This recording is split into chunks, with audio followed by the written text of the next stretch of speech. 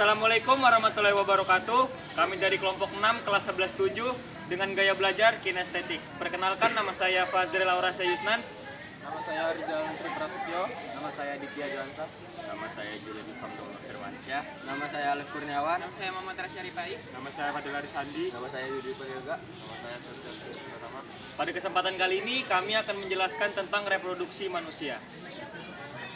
Hormon reproduksi pada manusia. Hormon reproduksi adalah zat kimia yang membantu menjalankan fungsi pada sistem reproduksi.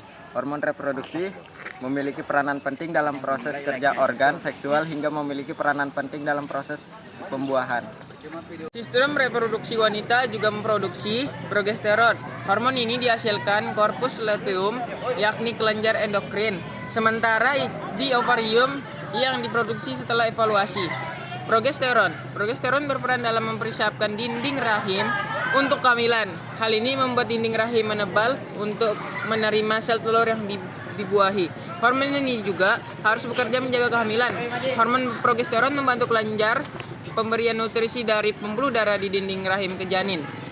Namun, bila kehamilan tidak terjadi, korpus luteum akan rusak dan kadar progesteron menurun sehingga memicu terjadinya menstruasi. Hormon estrogen adalah salah satu hormon reproduksi wanita yang diproduksi di indung telur atau ovarium. Hormon ini memiliki peranan yang penting dalam perubahan fisik ketika seorang remaja memasuki masa pubertas, mulai dari pertumbuhan payudara hingga siklus menstruasi. Pada saat seorang wanita hamil, hormon ini juga diproduksi oleh plasenta untuk membantu menjaga kesehatan ibu hamil, mengatur proses metabolisme, diantaranya pertumbuhan tulang dan kadar kolesterol. Meski begitu, pria juga memiliki hormon itu walaupun jumlahnya lebih sedikit. Hormon estrogen pada pria berperan dalam kesehatan sperma. Hormon testosteron. Hormon testosteron merupakan salah satu hormon reproduksi pria yang diproduksi melalui testis. Meski disebut sebagai hormon pria, ternyata wanita juga memilikinya meski dalam jumlah yang sedikit. Hormon testosteron memiliki peranan penting dalam produksi sperma, mengendalikan gairah seksual hingga kepadatan tulang dan hingga massa otot. Sedangkan fungsi hormon testosteron pada wanita dapat menjaga kekuatan tulang, berperan dalam gairah seksual, mengontrol suasana hati, hingga dapat meringankan nyeri. Gonadotropin releasing hormone atau yang bisa disebut hormon GnRH merupakan hormon yang memiliki peran penting dalam kesuburan pria dan wanita. Hormon GnRH diproduksi di bagian otak yang bernama hipotalamus. Kadar hormon ini akan meningkat saat seorang memasuki masa pubertas. Hormon GnRH akan memicu pelepasan dari kelenjar pituitari, yakni hormon FSH dan hormon LH. Keduanya merupakan hormon yang mengontrol telur pada wanita dan produksi sperma pada pria. Pubertas pada manusia. Pubertas merupakan tahap perkembangan manusia yang menandakan transisi dari masa kanak-kanak menuju masa dewasa. Pada masa ini terjadi perubahan fisik dan emosional yang signifikan akibat aktivasi hormon-hormon reproduksi. Perubahan fisik wanita pada masa pubertas. 1. Pembesaran payudara.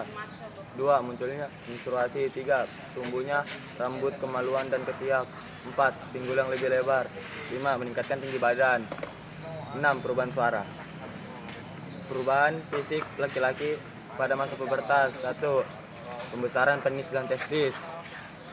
2. Munculnya mimpi basah. 3. Tumbuhnya rambut, kemaluan, dan ketiak. 4. Suara menjadi lebih berat. 5. Meningkatkan tinggi badan. 6. Pembesaran otot. Asik. Organ pada pria. Kandung kemih adalah organ berotot yang terletak di panggul pria. Kandung kemih menampung urin yang dikeluarkan dari melalui ureter. Kedua, penis adalah organ untuk afeksi dan penetrasi saat berhubungan seks. Yang ketiga, uretra adalah saluran berotot yang mengantarkan dan air mani kandung kemih. Yang keempat, kelenjar prostat menghasilkan cairan prostat yang membantu memberi makanan dan melindungi sperma. Proses menstruasi. Menstruasi adalah proses alami pada wanita usia reproduksi 12-52 tahun yang terjadi setiap bulan. Proses ini merupakan bagian dari siklus menstruasi yang mempersiapkan rahim untuk kehamilan. Fase menstruasi hari 1-5. Dinding rahim yang menebal pada siklus sebelumnya luruh dan keluar melalui vagina sebagai darah menstruasi. Fase ini berlangsung selama 3-7 hari. Fase folikuler hari 6-14. Hormon FSH, folis stimulating hormon memicu pertumbuhan beberapa folikel atau kantung berisi sel telur di ovarium. Folikel yang dominan akan matang dan bersiap untuk melepaskan sel telur. Sudah. Ovulasi. Sel telur matang dilepaskan dari folikel dalam proses ovulasi. Hormon LH atau luteinizing hormon memicu pelepasan ini. Sel telur yang dilepaskan siap untuk dibuahi oleh sperma selama 24-48 jam. Fase luteal hari 15-28. Folikel yang pecah setelah ovulasi berubah menjadi korpus luteum yang menghasilkan hormon progesteron. Progesteron membantu mempersiapkan endothelium untuk kehamilan. Jika tidak terjadi perubahan, korpus luteum menyusut dan kadar progesteron turun. Hal ini memicu peluruhan endothelium dan dimulainya menstruasi berikutnya. Masih tambahan, masa kelahiran normal berlangsung selama 9 bulan 40 minggu. Hari pertama pembentukan organ tubuh janin. Hari kedua pertumbuhan dan perkembangan janin. Hari ketiga persiapan untuk persalinan.